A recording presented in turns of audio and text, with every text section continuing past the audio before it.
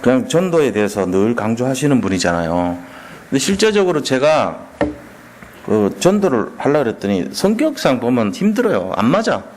그래가지고 도대체 이 전도라는 것이 목사님은 강단에서 맨날 전도하라고 그러고 마지막 마칠 때마다 현장 전도 제자가 되시기를 축원드린다 그러고 그러는데 굉장히 부담스럽더라고요.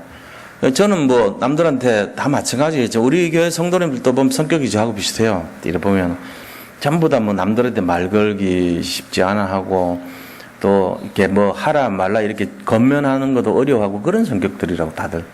그러니까 대부분 한국 사람들이 무뚝뚝하잖아요. 엘리베이터 타도 뭐 서로 인사하면 그 어색하고 이런 분위기인데 그 오래 살아도 앞집 사람 누군지 몰라요. 지금 아파트 살아도 뭐 앞집은 앞집이고 우리는 우리고 이렇지 음식 나눠 먹고 이런 게 있습니까? 거의 없지. 요즘은 좀 그래 됐어요. 그러다 보니까 전도하는 게 너무 쉽지가 않더라는 거예요. 근데 당연히 해야 되는 거잖아요. 그래서 이제 바꾼 게 뭐가 바뀌었냐면은 마음을 바꿨어요. 마음을. 그래서 내가 내 성격이 좀 그렇지만 마음을 좀 바꿔보자. 왜냐하면 하나님이 참 기뻐하신다고 그랬는데 이거를 이 축복을 내가 받아야 될 거 아니냐 이 생각을 한 거예요. 그게 이제 영적인 상태가 바뀐 거더라고요. 그러니까 우리가 뭐 전도를 잘한다 못한다 이거는 말이 안 되고요. 전도를 하라 그랬으면 하면 돼요. 어려운 것이 없는데 주저주저 한다고. 근데 저 같은 성격은요 정원주 목사님하고 비슷한 성격이에요. 이 차 타면 남들하고 눈길 마주치기 어려워하고 괜히 얼굴 벌거지고 그 다음에 또 누구한테 복음 전한다는 거는 상상도 못하고 이런 성격이었다고. 사람 많은데 좀 가기 싫어하고 구석에 이렇게 얼굴 잘 안 띄는데 숨어서 있기 좋아하고 그 뭐 뭘 하더라도 내가 드러내는 거 되게 싫어하고 거의 비슷할 거예요. 아마 대부분 성도님들이 교회 오시는 분들 성격이 비슷합니다. 거의. 그래서 좀 열등감도 있고 약간 좀 낯가림도 심하고 뭐 이렇게 숨어서 그냥 조용하게 하고 이러기를 좋아하는 성격이지 막 드러내서 뭘 하고 막 이런 걸 좋아하는 사람 아니란 말이에요. 그러니까 그런 상황인데 누가 말이죠 저한테 한 3달 정도 지났을 거예요. 교회를 다닌 지 3달째쯤 되니까 누가 오더라고. 와가지고 자기가 남성교회 거기에 뭐 총무인가 그렇대요. 그래가지고 그러십니까 그랬더니 그 요번에 하신 분 아니냐 그러더라고. 그래서 한 3달 전에 등록했다니까 아이고 너무 연락이 늦어서 미안하대요. 그 예원교도 옛날에 그랬다니까요. 오면은 아무 관심도 없고 그런 분위기였어요. 근데 그게 저는 좋았어요. 오히려 누가 말 걸고 이러면 좀 부담스럽거든.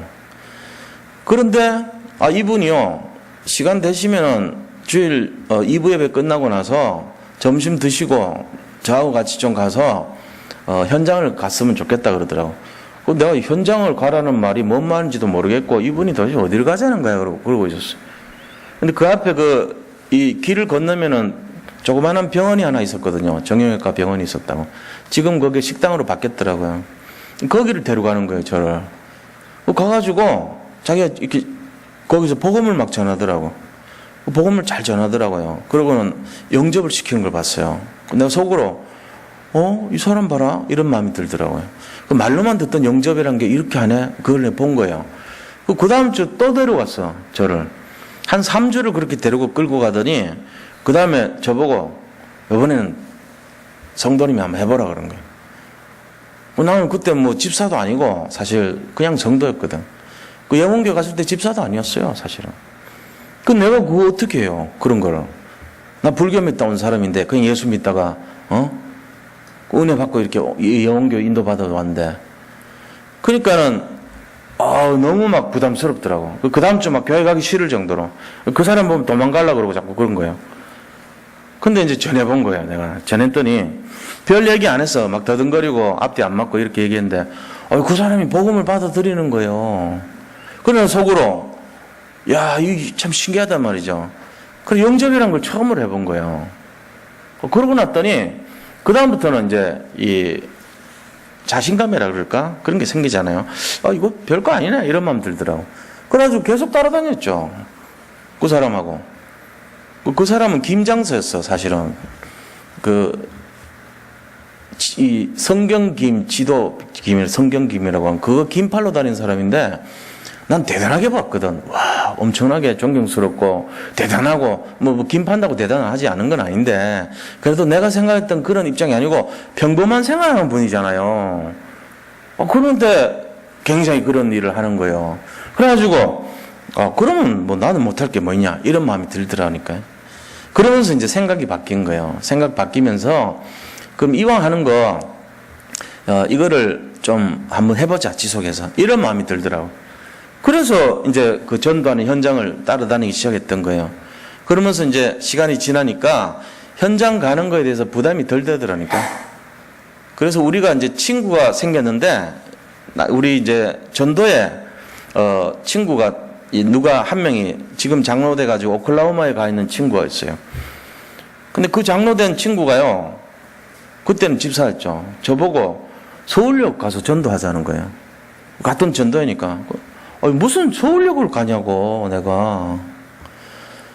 근데 이제 마음을 바꿨어요. 그래 같이 가야 되겠다 그러면. 저녁 늦게까지 끝나고 이제 7시 반에 예배 다 마치고 저녁을 교회에서 주면 교회에서 저녁 먹고 8시에 출발합니다. 서울역 가면은 악기하고 막 이런 거 가지고 청년들이 막 거기서 찬양을 해요. 그러면은 찬양 전도를 막 하면은 사람들이 구경 오잖아요. 그럼 또 거기 있는 사람들이 또 빨리 치우라 그래요.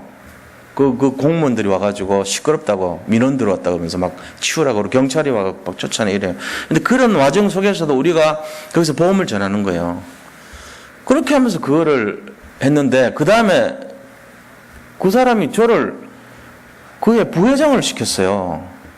자기 전도 데리고 다니면서 친해지니까 자기 회장인데 선교회 회장인데 그래가지고 그 다음에 내가 회장이 된 거야. 뭐 천지도 모르는 게 회장한다고 그랬거든. 그러니까 이제 회장이 되고 나니까 전통이 생겼잖아요. 우리 선교회는 전부 다 가서 전도합시다 이래가지고 서울역 거기다 갔다니까요. 대형 버스가 맨날 갔는데 버스의 반이 우리 전도회라, 우리 선교회라.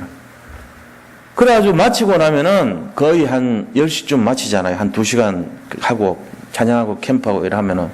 그리고는 이제 다시 예원교로 돌아오면 거의 한 11시 다 돼간단 말이에요.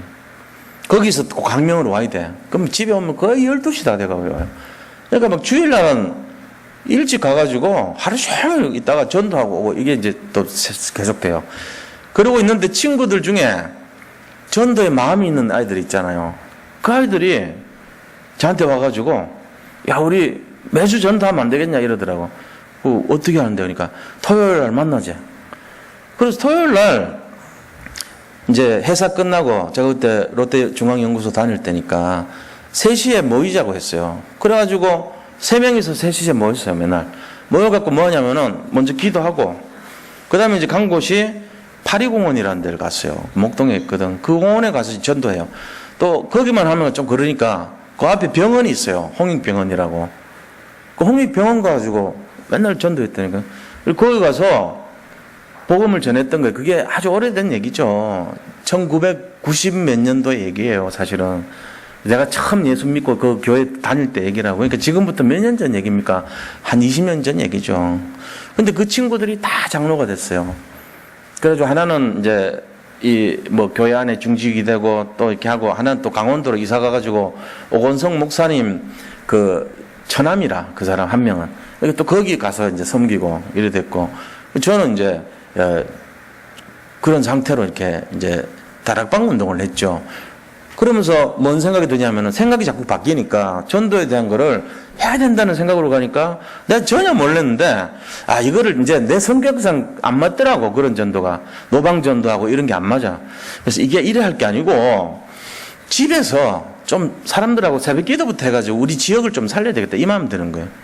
그 광명에서 우리 집에 모이자 그랬다고 새벽 기도하면서. 그래가지고 내가 이제 거기 오는데 처음에 2명이 왔어요. 그 이제 우리 집 사람하고 4명이잖아요. 4명이 기도하는 거예요. 기도하는데 처음에는 모여서 기도만 이렇게 했다고. 하다 보니까 뭔 생각 드냐면은 다락방이란 걸 해야 되겠는데 메시지를 해야 될 거 아니냐. 그럼 메시지 해야 될 거면은 내가 메시지가 잘 모르겠으니까 메시지를 내가 여기서 선포하면 좀 훈련이 되지 않겠냐 이런 마음이 들더라니까요. 좀 부담스럽잖아요. 사실 처음에 뭐 집사도 안 된 사람이 그런 생각한다는 게 쉽지 않거든요. 근데 생각을 바꾼 거예요. 전도해야 되겠다는 생각을 바꿨다고. 그래가지고 내가 메시지를 할 테니까 오십시오. 이래가지고 거기서 이제 메시지 하는 새벽 기도를 진짜 인도한 거예요. 우리 거기서 이제 주공 아파트 있었거든. 저층에. 새벽 4시만 되면 막 일어나야 돼. 그래가지고 4시 반에 정확하게 사람들이 다 몰려와요. 근데 인원이 자꾸 늘어나는 거 있죠. 줄어드는 게 아니고. 7명 됐어. 그 7명 돼가지고 막 우리 방이 작았거든. 좁더라고, 거실이. 바글바글 하는 거예요. 그래 되고 있는데 중간에 몇 달 뒤에요.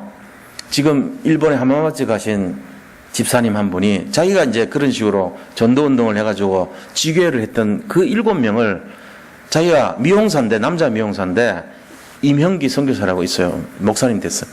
자기가 지금 일본 가니까 이걸 좀 맡아달라는 거예요, 저보고. 그 14명 됐잖아요. 14명이 되니까 우리 집에서는 못하겠더라고. 그래서 주일날 저녁에 메시지를 하는 걸로 바꿨어요. 지교회 운동을 한 거예요. 그래서 모인 그 14명이 이제 인원이 늘어났는데 나중에 40명까지 늘어났어요. 그러니까 막 감당이 안 되잖아, 우리가. 그래서 기도하면서 이제 헌금도 하고 모아가지고 한 5,600만 원인가 돈이 나왔어요. 그거 갖고 세월을 얻었다니까. 하안동이라는 데서. 그래서 이 상가를 하나 얻어가지고 30평짜리를 월세를 이제 한 100만 원 내고 이제 거기 하는 거예요. 새벽 기도 내가 거기서 인도했지. 그리고 수요 예배도 인도하고요. 금요일 날은 이제 예원교회로 가고. 그렇게 해서 이제 지교회 당이라는 게 세워진 거예요. 그게 우리가 지교회 운동에서 세운 말하자면 일로 지교회가 된 거예요. 앞에 있던 거 다 무너지고. 우리가 이제 시작이 됐어요. 근데 이게 1년 지나니까 120명으로 늘어나더라고. 그 하나님이 그렇게 하신 거지. 저는 제가 뭘 합니까? 사업해야 되고 아무것도 모르지. 하나님 막 붙여주는 거예요, 사람들. 그 120명 되니까 이게 미어 터지잖아요. 30평짜리 120명 앉아봐요. 앉을 데가 없어요. 그러니까 옆에 태권도장 빌리고 막 이래 늘어났다고. 내가 속으로 그때 그냥 서리 집사였어. 도대체 무슨 일이 이런 일이 일어난 거 싶더라고. 도대체 뭐가 이런 일이 일어나 싶더라니까. 가면 매주 늘어나 사람들이. 또 새로운 사람하고 진짜 재미있더라고요.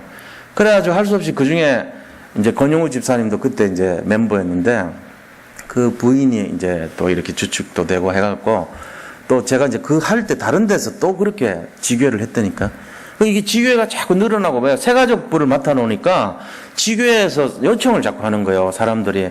우리 남편 좀 도와주세요. 이래가지고 남자들 사역을 하다 보니까 그게 우리 지역에 부부가 늘어나고 해가지고 10명이 되고 또 그게 지교회가 되고 나중에 헌금해갖고 지교회당이 되고 해갖고 이 구로동에 또 하나가 이제 생기게 됐어요. 그래서 또 헌금했지. 하니까 이번 더 돈이 많이 나오더라고요. 6천만 원 나왔어요. 그래서 구로동에 세웠다니까요. 그러고 있는데 또 부천의 소사 쪽에 또 와달래. 그래 또 갔더니 거기도 부부가 앉아있었거든요. 1년 딱 하니까 한 30명 정도 늘어난 거예요. 거기 부천 그 지역에 있는 사람들 몰리니까 내가 뭐 합니까? 거기 있는 전도자들이 조장이 돼가지고 자기들이 막 모이는 거예요. 그래서 거기도 헌금을 했어요. 거기도 한 6천만 원 돈이 나오더라고요. 그래서 거기도 새로 얻어가지고 부천 중동 지교회당이 설립된 거예요. 그리고 그거 하는데 이제 영등포라고 그러고 또 뭐 안양에서 오라고 그러고 막 불려다닌 거예요, 내가. 남자들 남편 살리려고. 주로 여자분들이 남편 살리려고 그러잖아요. 그래가지고 쫓아다니다 보니까 나중에는 10개가 생겼어요. 10개가. 그 중심이 돼갖고 한 군데는 60명까지 늘어나가지고 착 그러니까 14명씩 15명씩 4군데가 나눠지고 또 안양도 세워지고 그 다음에 또 거기 있는 중심된 사람들이 LA 가가지고 세우고 이런 식으로 해가지고 막 늘어난 거예요. 그 정은주 목사님이 그거 갖고 논문 쓰고 그리고 AUC 박사학위 논문을 그걸로 쓴 거예요, 사실은. 전도란 게 별거 아니죠. 하나님 하시는 거예요. 보세요. 생각 바꾼 데서부터 시작됐잖아요. 제가 처음부터 전도 뭐 잘했습니까? 하나도 모르고 부담스러워했던 사람인데 성경김 파는 그 집사님 때문에 내가 끌려가는 바람에 너무 싫었는데 그런 응답 받잖아요. 이 중에도 지금 내가 볼 때 훈련 다 받았지. 맨날 무슨 훈련 쫓아다니고 뭘 듣고 메시지 넘치지. 근데 우리가 왜 안 되는지 아세요? 나의 것이 없어서 그래요. 나 가만 생각하면, 난 그래서 이게 지금 너무 중요한 거예요. 세상에 집이 저렇게 많은데 내 집은 없고, 한강에 물이 저렇게 많은데 내가 먹을 물이 없고, 저렇게, 기도 응답이 저렇게 널려있는데 내 기도 응답은 도대체 어디 간지 없고 이러면 안 되잖아요. 지금 너무 모르고 다 그렇게 산다니까. 다락방 보고만이 들어왔으면서도 이게 없어. 사람들이 하나님하고 나만의 이면계약이 없어. 그러니까 응답이 없는 거예요. 그러니까 뭐 하냐면은 또 지루한 신앙생활을 하는 거예요. 맨날 물에 물 탄 듯이 맨날 뭐 하면 될 듯이 결단하는데 안 되는 거 보고 실망하고 이런 나의 모습 속에 사는 거예요. 그래서 제가 늘 말씀드리지만요, 조그만 거 하세요. 큰 거 하지 마시고 작은 거 하시면 돼요. 새 가족이 돼가지고 들어와가지고 작은 거 조그마한 거 따라가는 사람, 그 사람이 제대로 가는 거예요. 막 크게 생각하고 뭐 할 것처럼 하는 사람요, 결국은 안 됩니다. 지속도 안 됩니다. 그게 아니고 그냥 마라톤 하듯이 내 앞에 있는 거 한 발씩 따라가면 돼요. 그게 신앙생활이에요. 근데 내 것이 있어야 돼, 내 것이. 이번 주 주일 강단 말씀입니다. 나의 기도가 회복돼야 됩니다. 제일 먼저 기도가 회복돼야지. 말씀은 이미 완성됐잖아요. 전도는 하나님 하시잖아요. 우리가 할 거 기도밖에 없어요. 근데 나의 기도가 없어. 왜? 이면 계획이 없으니까. 내가 하나님하고 관계가 회복 안 되니까 내게 없는 거예요. 도대체가 임현기 집사라는 그 양반도 저하고 똑같았거든. 서리 집사였거든. 근데 거기는 저나 똑같이 시작했는데 거기도 목사되고 저도 목사됐잖아요. 이게 웬일입니까? 거기도 보면 뭐 미용사 뭐 하는 입장이었다니까요. 남자 미용사 뭐 그렇게 뭐 많이 배운 거 그런 거 아니잖아요. 그러나 그 사람이 뭐가 있어요? 나의 것이 있었던 거예요. 그러니까 되는 거예요. 세상에 지금 신앙생활 하면서 나의 것 없이 되는 사람 너무 많습니다. 제가 이를 어떨 때 보면요, 막 뭔가 할 듯이 하고 막 의욕에 앞서고 막 뭔가 막 나대고 막 이런 사람 많잖아요. 보면 좀 걱정이 돼요. 저런 거 아니다 싶어요. 진짜 진실한 사람은요, 조용하게 그냥 나는 할 수 없다 생각하면서 하나님이 하신 것을 믿고 자기 것을 찾아가는 사람이 그게 맞는 거예요. 그게 진짜란 말이에요. 제가 늘 말씀드리잖아요. 정말로 속이 깊어, 누르고 흔들어 물러 완전히 녹익은 그런 사람은 태권도 7단 8단은요 표시를 안 내요. 안에는 막 너무 기쁜 거라, 복음 때문에 하루하루가 막 너무 행복한 거라. 근데도 표시 안 내요. 근데 노란띠, 파란띠 이런 사람들이 막 뭔가 될 것처럼 하면서 막 나댄다고. 열매도 없죠. 사건을 일으키죠. 문제만 일으키죠. 뭔가 막 요란해요, 되게. 자기 인본주의 되게 씁니다. 자기 의가 강합니다. 자기 거를 너무 내세웁니다. 이러던데 하나도 안 돼. 세월 지나가지고 5년, 10년 지나도 열매 없어요. 제자 없어요. 그러니까 문제되는 거예요. 저는 아예 그런 거 생각 안 하고 합니다. 사실은 뭐냐, 하나님이 제자를 세우실 걸 믿어요. 내가 하는 거 없었어요. 내가 뭘 할 수 있어요? 옛날부터 제가 한 게 없었어요. 지금도 우리 교회가 잘 인도받고 있다고 봐요, 저는. 남들은 뭐 집중훈련 막 여기서 많이 시키고 뭐 하면 되고 막 이런 것 같지만, 그거보다 더 중요한 것이요, 나를 잔잔히 바라보면서 주님하고 내 사이의 관계가 진짜 회복이 되면서 사람이 진실해지고요, 주님 앞에 조용히 깊어지고요, 정말로 복음 누린 그런 사람 나오면 되는 거예요. 하나님 그런 사람 찾고 있어요. 그래서 유광수 목사님도 어쩔 수 없이 훈련을 시킬 수밖에 없으니까 시키지, 진짜 자기가 그걸 속으로 깊이 다루는 사람을 찾고 있어요. 저는 알아요, 그거를. 왜요? 제가 그 과정을 조금이라도 겪어봤기 때문에 아는 거예요. 훈련받아서 되는 제자가 아니에요, 사실은. 제자는요, 하나님이 조금씩 나의 것을 찾는 사람을 세워나가는 거예요. 우리가 세상에 공부하듯이 이렇게 하면 된다, 저렇게 하면 된다, 그래고 되는 복음이면은 세계복음화 벌써 끝났습니다, 옛날부터. 근데 그렇게 하고 되는 게 아니에요. 하나님과의 관계 속에서 진실하고 진짜 믿음이 있고 나의 것을 찾는 사람, 나의 기도를 찾고 나의 전도를 찾고 나의 말씀을 갖고 있는 그 사람이 진짜가 되는 거예요.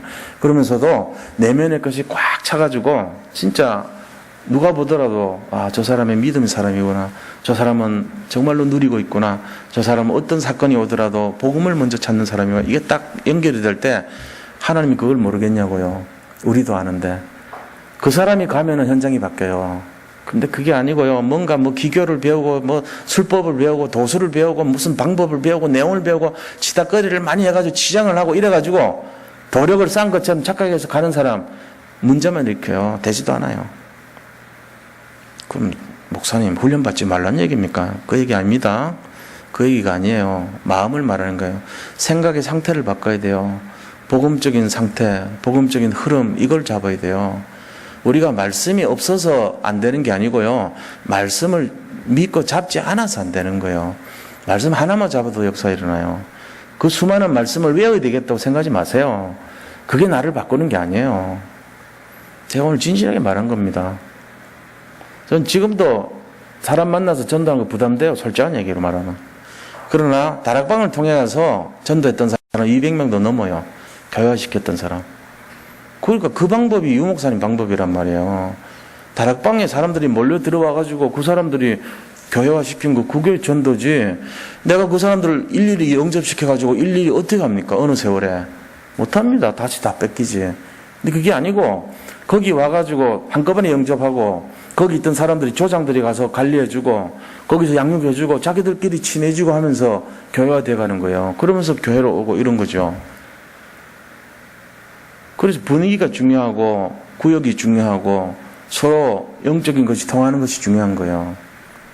이런 거 안 되면요, 쓸데없는 짓 많이 하다가 아무것도 안 되는 그런 짓 합니다. 그래서 제가 이제 어떨 때 보면은 이렇게 뭘 하라고 안 할 때가 있잖아요. 왜 뭐라고 안 하지? 그런 마음에서 그래. 이거 한다고 되는 게 아니에요. 마음이 바뀌어야 돼요. 여기 계신 분들이 그렇구나. 내가 진짜 한번 전도를 생각해 봐야 되겠다. 이런 오늘 그것만 얻어도 하나님 역사하십니다. 그 마음이 있는 사람을 찾고 있어요. 전도를 내가 영접도 못 시키고 전도도 해야 되는데 못하고 캠프도 내가 안 되고 그런 게 아니라니까요. 전도라는 것은 생활과 삶 속에서요, 나를 통해서 진짜 복음 사랑하는 사람이 저 영혼을 살려야 되겠다는 그런 마음을 품고 있는 사람이 조그마한 이면계약 가지고 나의 것을 하는 그때 일어나는 거지. 무슨 훈련 첫날 만날 훈련 받았다고 바뀝니까? 바뀌는 거는 혀만 달라지지. 안 그래요? 혀 달라져요. 용어 바뀌고 혀에서 익숙한 용어, 나의 전도, 나의 말씀, 나의 기도 이런 용어만 달라지지 하나도 바뀐 것도 없어요. 그러되면 안 돼요. 그게 다락방 바리새인 된다니까. 잘못되면 그래 돼요. 그래서 물론 훈련 받아야 됩니다. 그러나 훈련에 임하는 우리의 마음이 바뀌어야 되지 훈련을 받아서 뭐 할 건데요. 훈련을 임하는 마음이 달라져야 돼요. 진짜 사모하는 마음으로 가서 그 훈련에서 나에게 주는 오늘의 말씀이 뭔가를 굳게 잡고 그거를 내가 새기고 상태를 바꾸고 이래 돼야 될 거 아닙니까? 훈련 갔다 왔다고 되는 걸로 생각하면 안 돼요. 훈련 갔다 와도 안 돼요. 오히려 더 안 돼요. 왜요? 훈련 갔다 왔기 때문에 안 해요. 훈련으로 만족해버린다. 훈련을 많이 받았기 때문에 다 된 걸로 착각한다고. 절대로 아닙니다. 훈련은 시작입니다. 훈련은 동기를 부여하고 마음을 일깨우고 가슴을 치기 위해서 주는 것이 훈련이지 훈련이 시작이지 완성이 아니에요. 실제적인 거는 연약한 우리가 주님과 함께 하면서 현장 속에서 나의 것을 조금씩 회복할 때 일어나는 거예요. 그 사람이 좀 미약해 보일지 모르지만 부족해 보일지 모르지만 그런 사람을 통해서 현장이 바뀌는 것입니다. 오늘 본문의 말씀도 그런 겁니다. 우리가 왜 전도를 해야 되는가? 강단에서 말씀을 했다면 한번 생각을 해봐야 돼요. 진짜 사람 살리는 거 이거 하라는데 해야 되겠구나.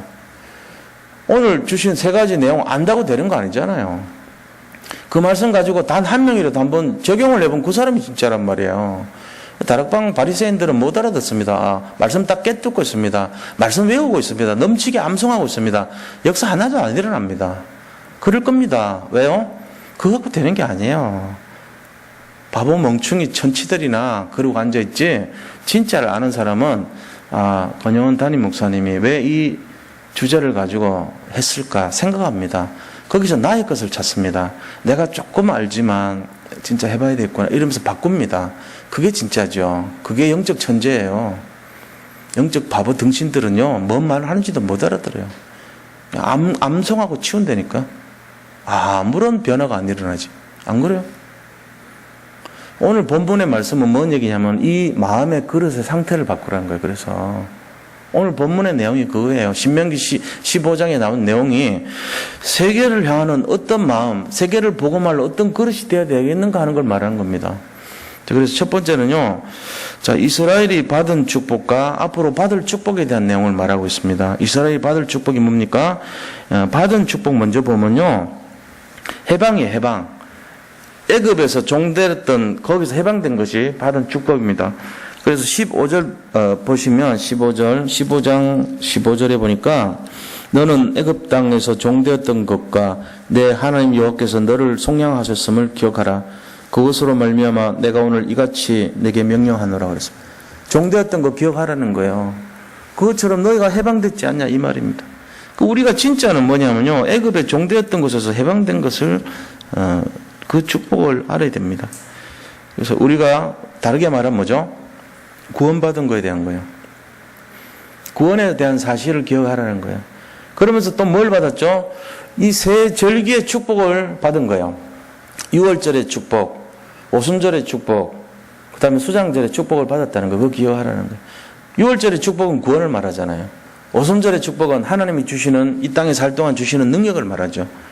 그 다음에 수장절의 축복은 열매를 맺는 삶을 말합니다.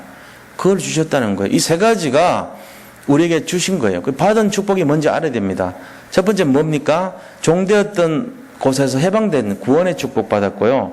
6월절에 비밀인 그리스도 축복 받았고, 오순절의 비밀은 능력의 축복 받았고, 그 다음에 수장절의 비밀은 열매 맺는 삶의 축복을 받았던 거예요. 이 네 가지를 기억하시기 바랍니다. 이스라엘 민족이 아니고 우리가 받은 축복입니다. 자, 앞으로 받을 축복은 뭐겠습니까?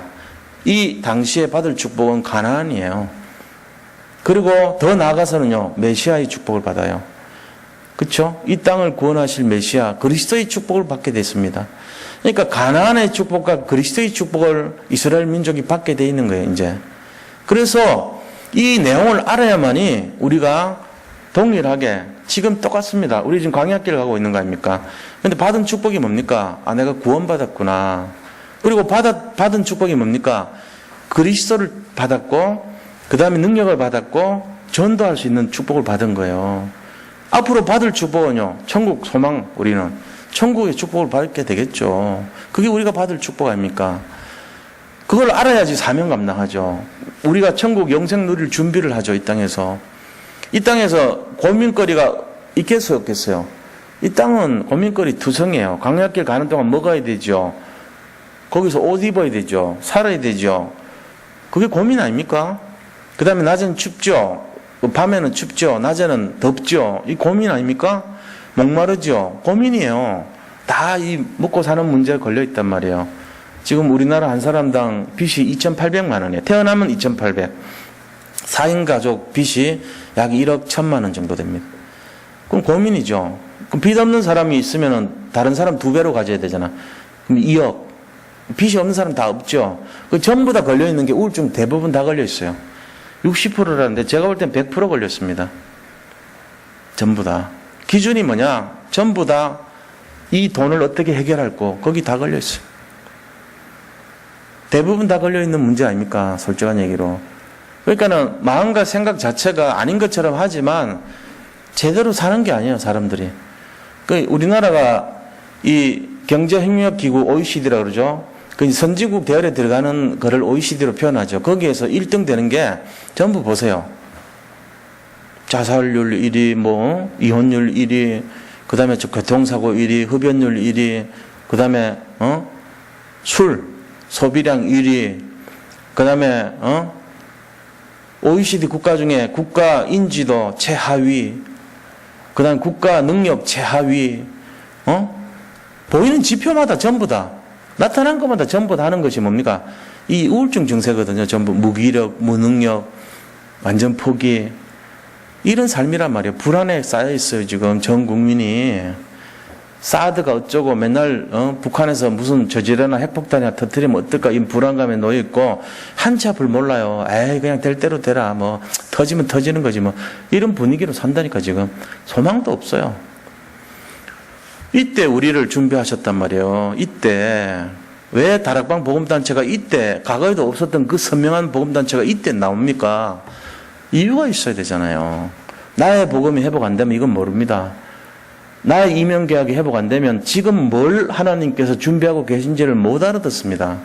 우리가 지금 이런 시간표 속에서 무엇을 어떻게 해야만 이걸 난국을 해결할까 이 급급해가지고 살고 있어요. 전 국민이 그래요. 말은 안 하지만요. 빗장 열어놓고 말하면요. 전부 통해요. 어떻게 살지 모르겠다. 옛날하고 너무 차이나. 너무 힘들어. 답답해 미치겠어. 잠을 못 자. 비슷할걸요? 믿는 사람도 비슷한데 불신자들은 더 하죠. 나 미치겠어. 한 달 어떻게 지내야 될지 몰라. 다 그렇습니다. 뚜껑만 열면은 뉴스에서 나오는 것이 집단 자살, 가족 살인, 뭐 가족 자살, 뭐 이런 얘기 맨날 나와요. 너무 양심적인 사람들. 우리도 비슷해요. 대부분 그렇다니까 지금. 우리도 비슷해요 하는 사람들이 널려 있어요. 이때 그리스도라는 진짜 진정한 답을 우리가 제대로 안 잡으면 어떻게 되겠어요? 엉터리 되는 거예요. 이 마지막 시대를 위해서 준비한 하나님의 그 구원의 길이 가치가 없어지면 어떻게 되겠어요? 희망이 없어지면 세상 되죠.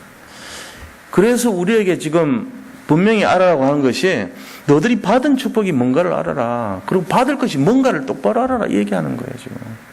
자, 그러면은 이렇게 받은 축복과 받을 축복이 이렇다는 걸 알 때 우리가 그럼 어떤 자세를 갖고 이 시대를 살아가야 되겠는가 하는 거죠. 진짜 복음을 가지고 오직 그리스도의 율성을 가진 우리가 이 시대를 어떤 자세로 살아가야 되겠는가 하는 메시지가 오늘 나온 메시지란 말이에요, 이게. 자, 두 번째입니다. 그래서 이 전 세계를 향한 복음 정신이 뭐냐 이거죠. 그게 이제 1절에서 6절 보니까 7년 이상 빚진 자든 사람 다 면제 주라 그런 거예요. 이게 복음 정신입니다. 그 말이 뭔 말입니까? 똑같습니다. 이 당시나 우리나. 이 당시 사람들도 빚투성이 돼가지고 죽을지도 모르고 7년 동안 빚에 시달리니까 죽는 길밖에 없는 거예요. 하나님 보실 때 애통하잖아요. 야, 7년이면은 이자 받을 것만큼 다 받아 먹었지 않나? 없던 걸로 해줘. 탕감해줘. 진짜 살아보려고 하는 사람들 희망 꺾지 말고 다 없던 걸로 해. 이렇게 지금 얘기해요. 이게 복음 정신이에요, 사실은. 희년이라는 게 뭔지 아세요? 7년이 7번 돌아올 때, 50년째 될 때, 그죠? 그때 너희가 가진 땅도 다 반납해. 샀던 것도 원래 주인한테 돌려줘. 이렇게. 너희들이 50년 동안 울고 먹었으면 다 먹은 거 아니야. 이 말이에요. 이 땅의 소유주는 하나님이십니다. 이 땅의 완전한 주인은 그리스도 하나님이세요. 우리가 주인이 아니란 거예요. 이 희년 제도가 우리는 이해를 못하죠. 우리는 자손 천대까지 울고 먹으려고 그러잖아요. 하나님은 그렇지 말라 그래요. 야, 50년마다 돌려줘. 그런다. 물론 이스라엘 사람들이 이 실천이 잘 안 됐어요. 안 돌려줬어요. 그럼에도 불구하고 하나님은 이 복음 정신을 말합니다. 전 세계가 살아나기 위해서는 7년 동안 노예 생활했던 사람 노예에서 풀어줘. 빚 가졌던 사람 빚 다 없어져. 이 말 한 거예요. 6절까지가 그 얘기한 거예요. 그러면서 7절부터 11절까지 야, 가난한 사람들 도와줘. 이렇게 얘기하십니다, 지금. 가난한 사람, 소외된 사람, 어려운 사람 그 도와주란 과부와 고아를 도와줘. 이렇게 얘기했잖아요. 성경에 보면은 가난하고 어렵고 힘든 사람이에요. 도와주라는 거예요. 또 그거를 가지고 악착같이 막 우리는 따지고 새기고 이런 게 우리 체질이 돼 있다니까. 그렇게 하지 말라는 거예요. 도와주라는 게 진짜 도와주라는 거예요. 그렇게 해서 너희 중에 가난한 사람들이 없도록 그렇게 만들어라는 거죠. 그 다음에 12절부터 18절까지 나온 얘기가 남녀 종들을 풀어주라는 거예요. 야, 남녀 종들 다 풀어주라는 거예요. 자, 이게 뭔 말입니까? 네 거 챙기지 말고 다 하나님 거 아니냐. 세계복음화를 위해서 네 거 너무 챙기지 마. 이 얘기예요. 우리는 전부 다 내 중심 합니다. 내 중심, 세상 중심, 그 다음에 성공 중심 합니다. 그게 뭔 얘기냐면요. 남을 배려하는 마음도 없고 남 거, 내 거 구분하는 인생이에요. 그게 지금 마귀 생각이거든요, 사실은. 그러니까 너무 그런 것이 지금 많아요. 그래, 미국이나 이런 데 보면 재벌들이 뭐 합니까? 기부하잖아요, 기부. 왜 기부하는지 아세요? 전 세계 모든 거에 재산을 단 5%도 안 되는 사람들이 다 차지하고 있으니까 이거를 기부를 안 해주면 힘들게 사는 사람들이 굶어 죽을 수밖에 없는 거예요. 그래서 기부하는 거예요. 근데 기부하면 또 그만큼 벌어들여요. 자기들은 시스템이 돼 있거든.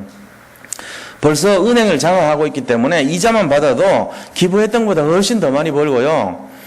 거의 뭐 주식이나 모든 돈 되는 거, 다이아몬드나 뭐 금강이나 이런 거 다 차지했기 때문에 가만히 있어도 그만큼 돈이 들어와요. 주체를 못할 만큼. 매일 어마어마한 금액을 써도 다 못 쓸 만큼 돼 있단 말이에요. 그러니까 뭐 별 문제가 됩니까? 기부하지. 그러니까 우리가 이런 정신을 보면서 이게 뭐냐면은 세계를 향한 하나님의 큰 마음이란 말이에요. 이거 배워야 돼요.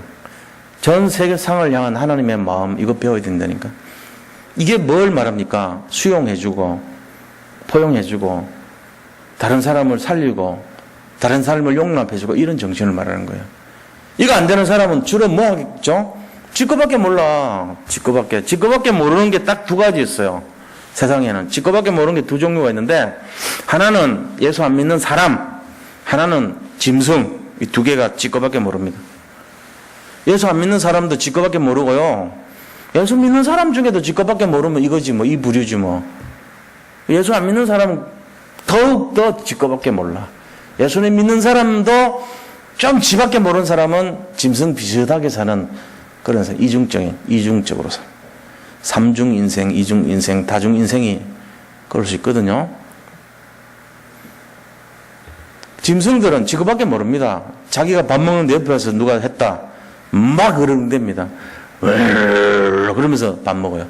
밥 먹다가도 옆에 근처 오면은 1m 전방으로 더 들어오면 하다가 갑자기 왕 이렇게 막 물어. 가까우면 확 쳐놓고 그다음 먹습니다. 자기밖에 몰라요. 짐승들은.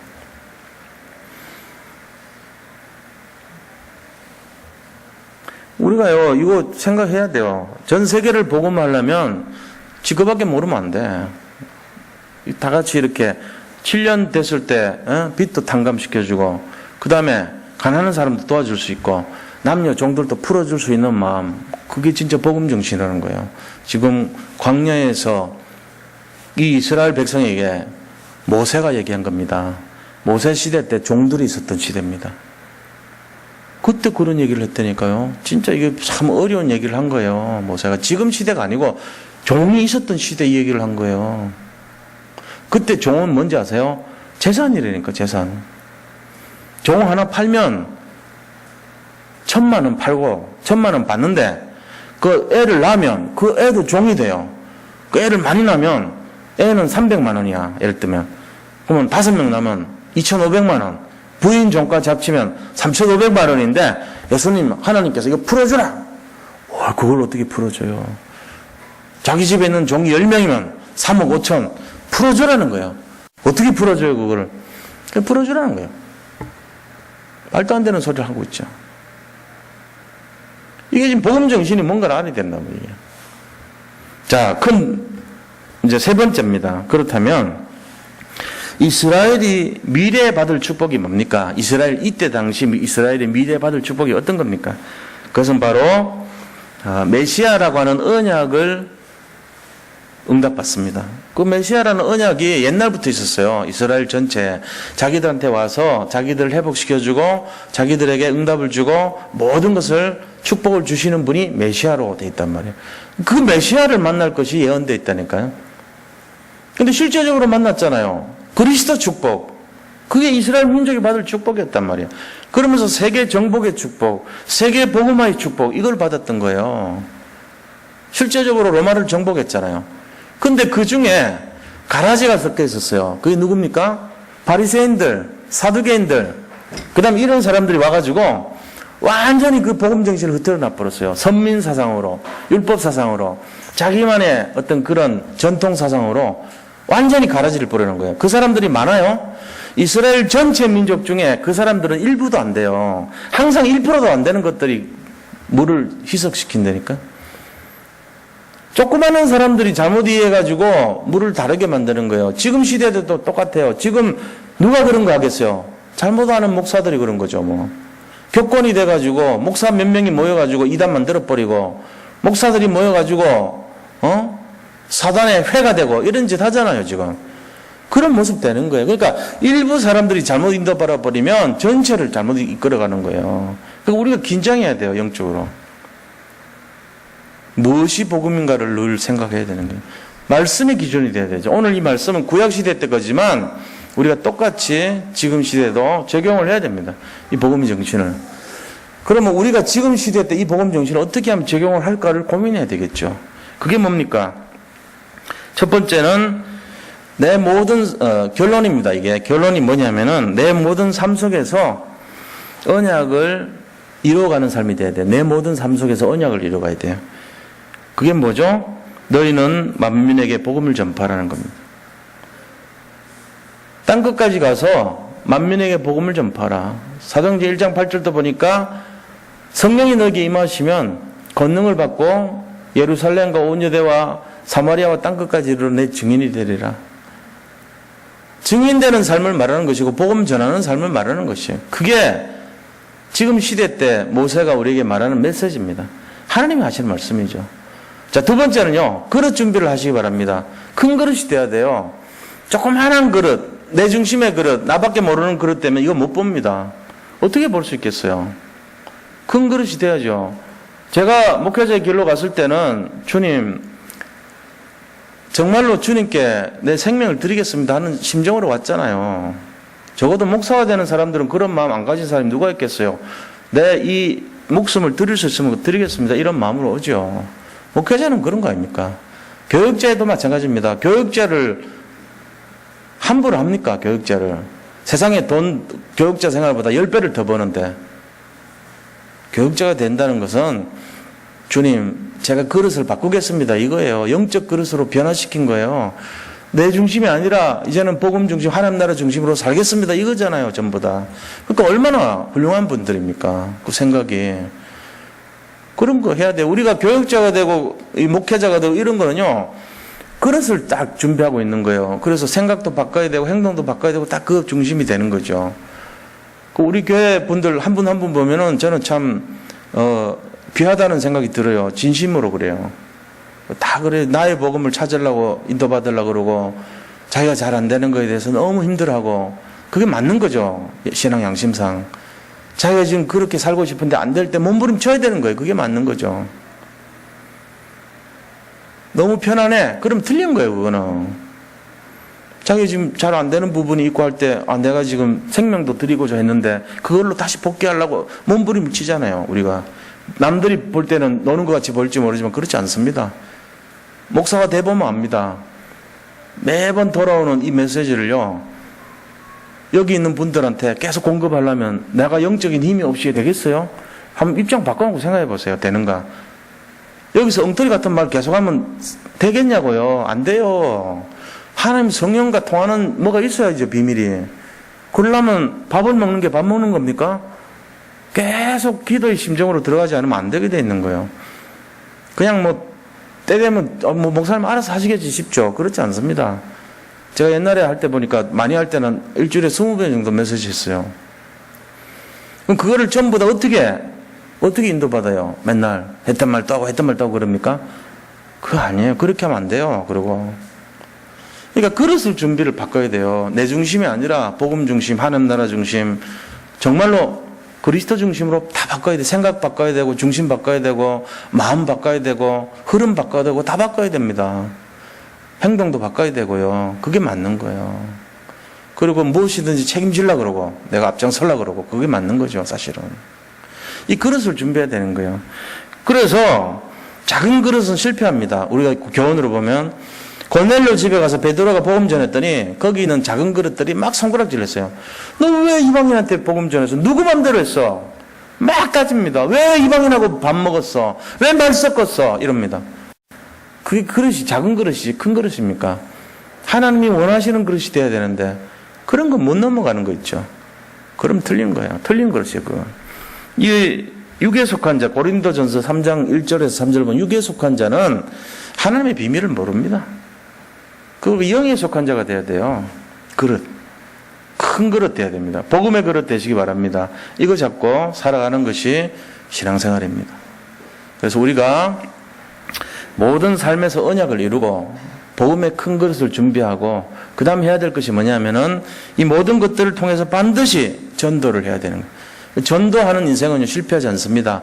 전도자는 하나님이 책임지고 계십니다.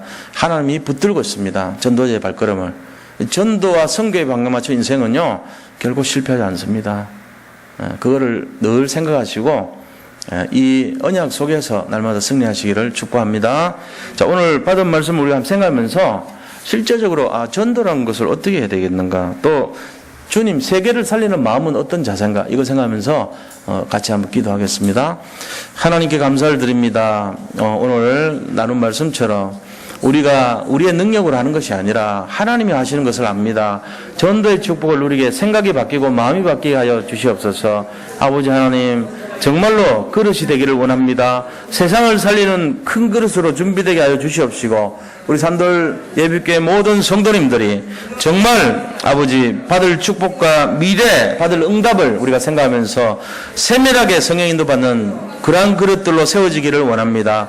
전도자의 삶을 누리게 하여 주옵시고 전도와 선교의 방향을 맞춰서 현장 속에서 날마다 승리하는 삶이 되게 그 가슴을 두드려 주시고 이끌어 주옵소서. 살아계신 우리 구주 예수 그리스도 이름으로 감사하며 기도드립니다. 아멘. 우리 찬송 384장 찬송 드리겠습니다.